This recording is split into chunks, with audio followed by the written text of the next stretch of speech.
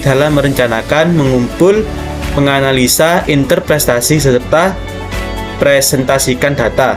Data-data yang diperoleh ini akan dilakukan pengolahan dengan rumus-rumus statistika yang ada sesuai dengan tujuan penelitian.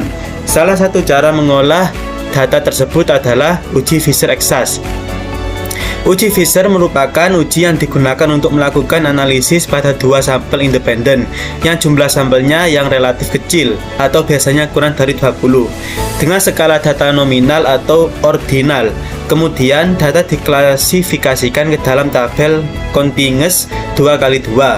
Uji ini juga dapat dijadikan sebagai alternatif pengganti uji chi-square jika nilai harapan dari sel pada tabel yang kurang dari 5.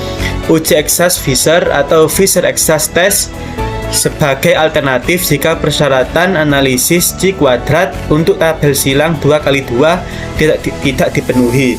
Hal ini mendapat perhatian karena beberapa pertimbangan sebagai berikut. 1.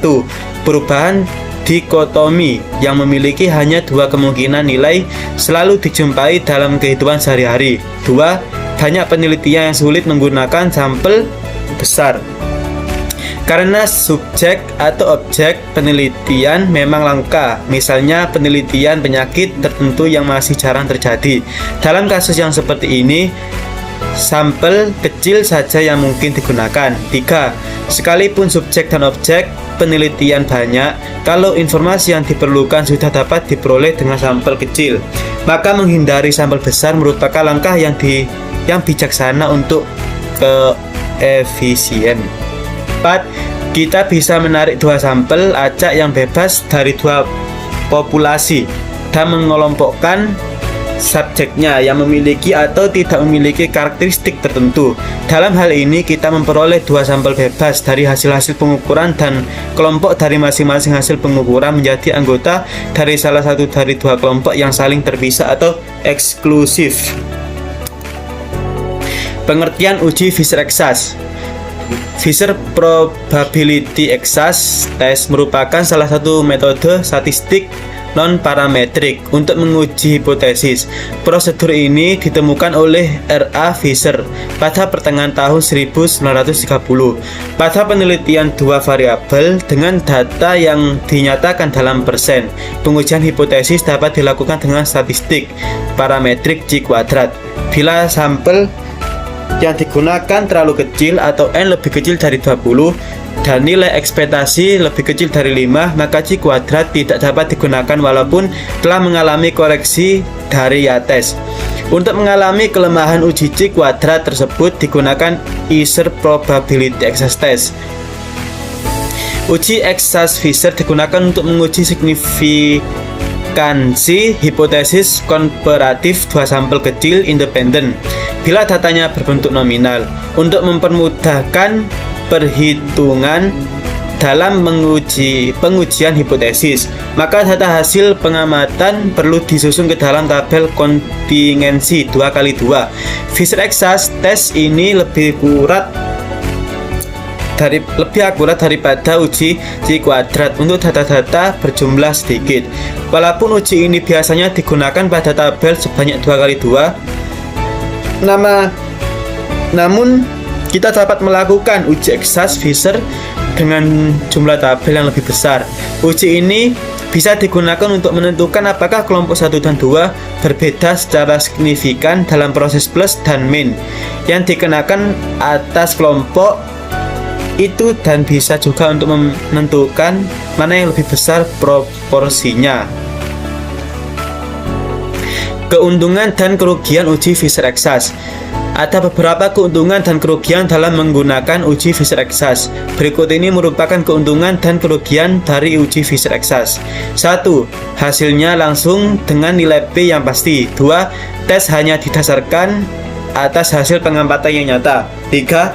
Tidak membutuhkan asumsi populasi berdistribusi normal. 4. Tidak dibutuhkan asumsi kedua kelompok yang diambil dari populasi secara random.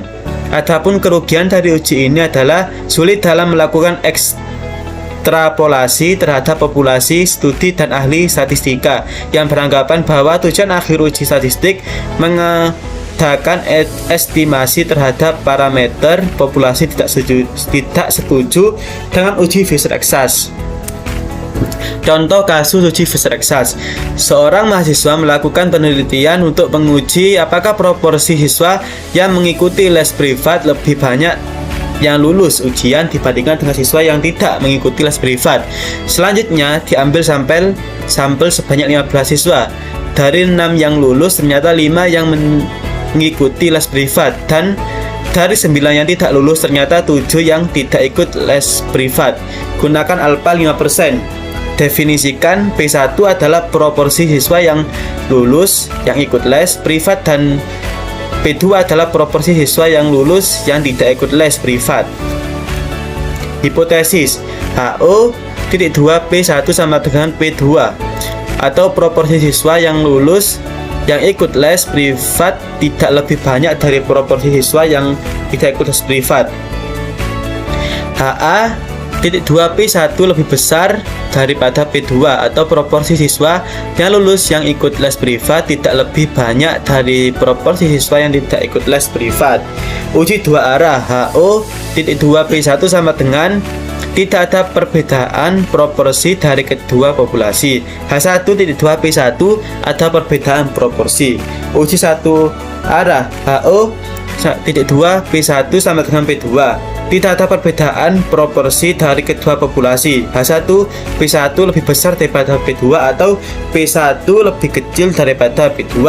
Ada perbedaan proporsi. Langkah-langkah uji Fisher-Exas dengan SPSS.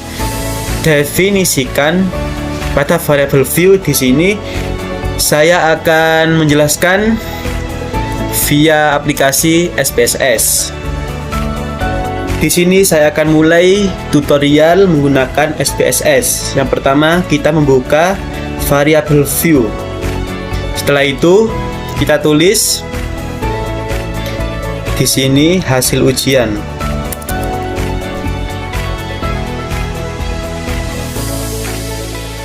Underscore,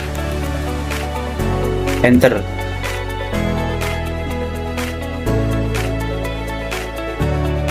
Kemudian nomor 2, les privat.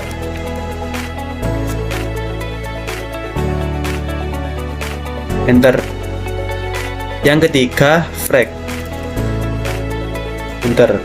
Kemudian di values kita tuliskan angka 1, label lulus.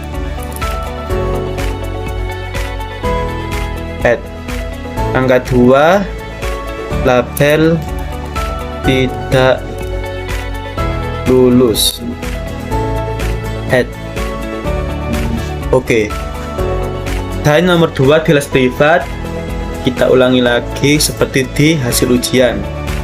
Nomor 1 lulus. Add. 2 tidak lulus. Add. Oke. Setelah itu kita menuju ke data view. Di sini ada tampilan hasil ujian, les privat, dan frag. Yang hasil ujian kita tulis 1.00 enter, 1.00 enter, 2.00 enter, 2.00 enter. Di les privat kita tuliskan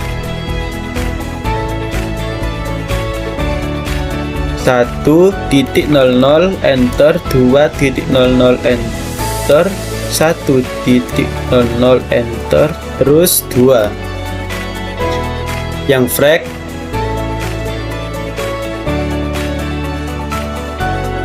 frag yaitu 5 enter, 1 enter, 2.00 enter, 5127.00. Selanjutnya kita tekan data WCHES. Frag ini dipindah ke frekuensi variabel. Sebelumnya kita pindah titik ini ke WCHES by. Setelah itu frag pindah. Setelah itu oke. Setelah itu kita ke analyze deskriptif statistik, lanjut ke bawah di cross tab. Setelah itu hasil ujian dipindah ke row, les privat dipindah ke kolom. Setelah itu statistik di chi-square kita centang, terus continue, oke. Inilah hasil output dari materi SPSS, materi statistik yang saya berikan, dan hasilnya ini pasti sama di PPT saya yang saya buat.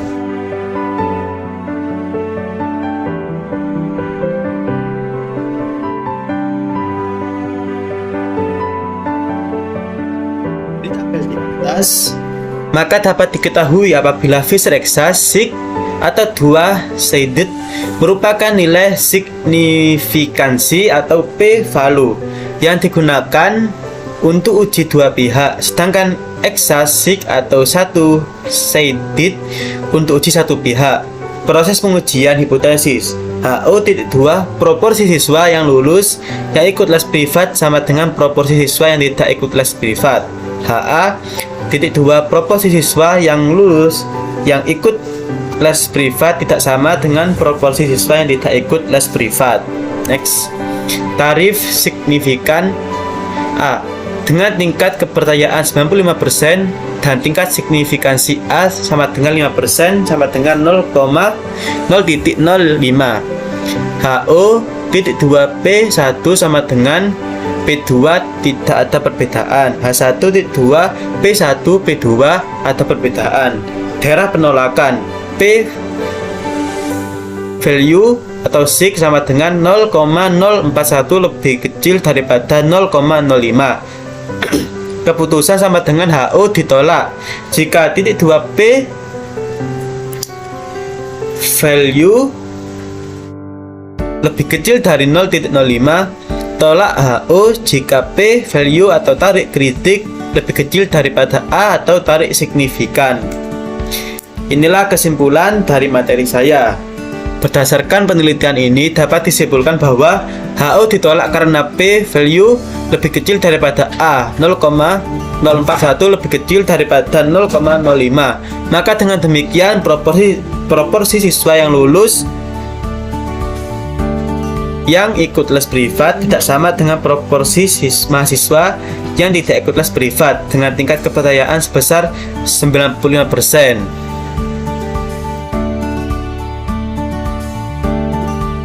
Kurang lebihnya seperti itu yang dapat saya sampaikan. Wallahul muwaffiq ila aqwamit thoriq. Wassalamualaikum warahmatullahi wabarakatuh.